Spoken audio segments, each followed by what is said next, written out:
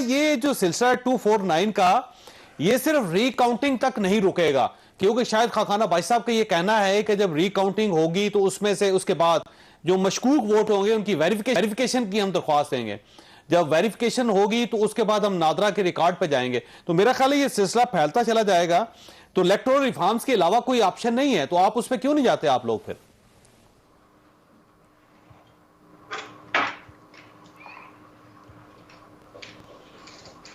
आपको आवाज आ रही है डॉक्टर साहब? डॉक्टर साहब को शायद मेरी आवाज नहीं आ रही।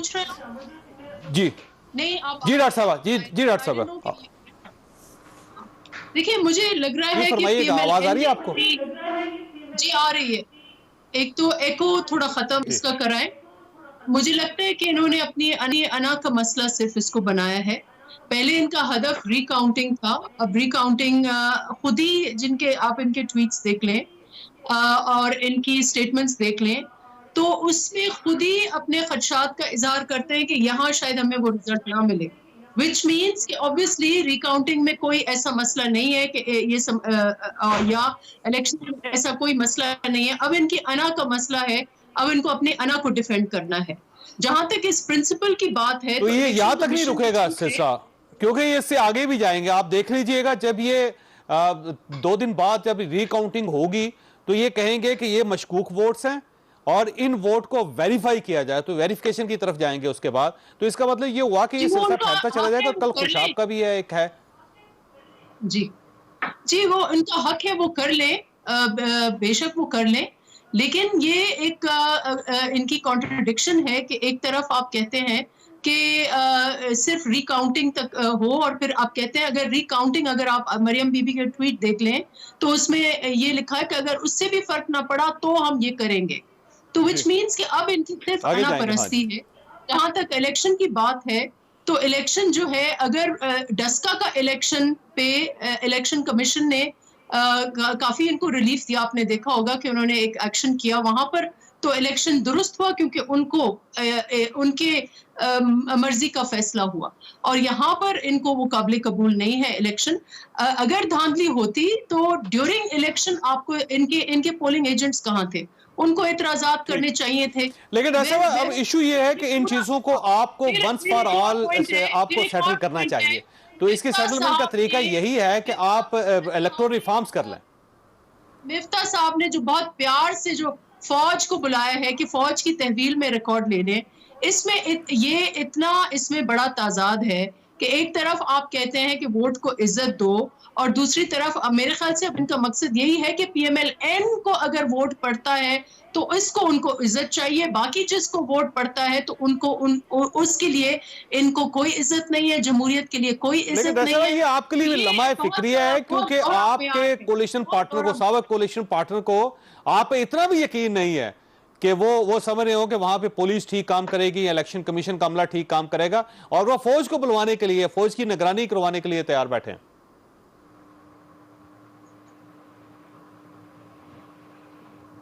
आपको आवाज आ रही है डॉक्टर साहब? जी sorry, what was the question? मैं समझ रही थी आप नून के पास गए। मैं वापस आता हूं आपको डॉक्टर साहब, वापस आऊंगा मैं। मुझे जावेद अब्बासी साहब की तरफ जाने दे। जावेद अब्बासी साहब ये फरमाइएगा सर, ये अगर आपको इतना ही एतराज है इस पूरे इलेक्टोरल सिस्टम पे तो आप इलेक्टोरल रिफॉर्म्स कर लें सर। अब तो गवर्नमेंट जो है आपके साथ बात करना चाहती है, ऑर्डिनेंस भी आ रहे हैं। बिस्मिल्लाहिर्रहमानिर्रहीम। चौधरी साहब बहुत शुक्रिया। एक तो चौधरी साहब, ये इलेक्शन लॉज के अंदर ये प्रूव की गई थी कि अगर कहीं भी इलेक्शन जनरल होगा या कोई बाई इलेक्शन होगा और जो कंटेस्टिंग कैंडिडेट हैं वो अगर इलेक्शन के ऊपर कोई सवाल उठाएंगे उसके लिए या 2 तरीके बताए गए थे कि अगर रिजल्ट के पहले अगर उठाते हैं तो या जो आरओ है वहाँ डिस्ट्रिक्ट रिटर्निंग अफसर है वो फैसला कर सकता है, अगर वो ना चाहे तो फिर इलेक्शन कमीशन जो है पाकिस्तान है वो फैसला कर सकता है। हम जो एप्लीकेशन लेके गए थे, हमारी एप्लीकेशन आज जो है वो चीफ इलेक्शन कमीशन ने मानी। अब इस तरह हजारों के हिसाब से पिटीशन जाती है और सबका नहीं कहते कि रिकाउंटिंग हो पूरे हल्के की, ये बहुत ही रेयर केस होता है। ये सिर्फ उन्हीं केसेस में चीफ इलेक्शन कमीशन उनमें ऑर्डर करते हैं जिनमें उनको यकीन होता है कि इसमें कोई ठीक है। लेकिन इशू भाई साहब ये है कि रिकाउंट के बाद भी आप रोकेंगे नहीं, आप वोटर वेरिफिकेशन पे जाएंगे। देखिए चोई साहब, मैं फिर अपनी बात को दोहराता हूं कि जो फोरम, जो प्रोविजन, जो तरीकाकार लॉ में मौजूद है, लॉ ये बात कहती है कि अगर आप ट्राइब्यूनल के फैसले से मुतमईन नहीं है या इलेक्शन कमीशन के फैसले से मुतमईन नहीं है, तो कोई भी पार्टी नेक्स्ट फोरम पे जा सकती है। वो वहां से मुतमईन नहीं है तो सुप्रीम कोर्ट में जा सकती है। ये प्रोविजन सारी जो इलेक्टेड लॉ हमने पास किया था 2017, उसके अंदर डाली गई है। इसमें कोई भी जीतने वाला, हारने वाला कोई भी कैंडिडेट जा सकता है। जरूरी नहीं कि हम ही दूसरे कैंडिडेट भी जा सकते हैं। ये कानूनी तरीका है जो हमेशा से चला आ रहा है और इस पर किसी को ना गिला होना चाहिए, ना किसी को इस पर गुस्सा होना चाहिए। ये ठीक है आपकी बात, लेकिन सर वंस फॉर ऑल आप इस मसले को हल क्यों नहीं करते सर? आप इलेक्टोरल रिफॉर्म्स कर लें सर, ईवीएम आ जाए सर, वो इलेक्ट्रॉनिक वोटिंग मशीन आ जाए तो मसला खत्म हो जाएगा। बिल्कुल आपने ठीक कहा, इसके बगैर कोई चारा शायद ना हो, लेकिन कहां करें। 2 दिन पहले इनके वज़रा प्रेस कॉन्फ्रेंस करते हैं, वो ये इस जो मशीन की आप बात करते हैं उसकी इन्होंने बात की, उन्होंने कहा कि ओवरसीज पाकिस्तानी को वोट का है वो देंगे इख्तियार। एक दिन बाद इन्होंने ऑर्डिनेंस निकाल दिया और प्रेसिडेंट हाउस को ये डिस्प्यूटेड बना रहे हैं। क्या ये कानून साजी अगर ऑर्डिनेंस के साथ करेंगे तो हम इनके साथ बैठने को तैयार है। ये मामलात ये पार्लियामेंट में लेके आते हैं, ये नेशनल असेंबली में लाते हैं, ये सेनेट में लाते हैं, ये दोनों पार्लियामान की कमेटीज बनाती है, वहां ये मामला डिस्कशन होता, डिस्कशन होने के बाद ये मामलात आगे चलते हैं। ये सिर्फ टॉक शो में बात करते हैं, प्राइम मिनिस्टर अपनी जो है वो टीवी के ऊपर बात करते हैं, कोई सीरियस अभी तक आपका नुक्ता आ गया सर। मुझे और अब्बास साहब से पूछने से सर, ये अपोजिशन का ख्याल ये है कि आपकी नीयत ठीक नहीं होती। आप एक दिन ऐलान करते हैं और उसके बाद ऑर्डिनेंस ले आते हैं, जबकि आपको चाहिए कि पार्लियामेंट में जाएं, पार्लियामेंट का रास्ता खुला है, आप कायमा कमेटी में लेके जाएं, आप सब लोगों को बिठाएं, वहां पे बात करें। तो वहां पे बात करने के बजाय ये पूरी गवर्नमेंट ऑर्डिनेंस पे क्यों चल रही है सर? बिस्मिल्लाहिर्रहमानिर्रहीम।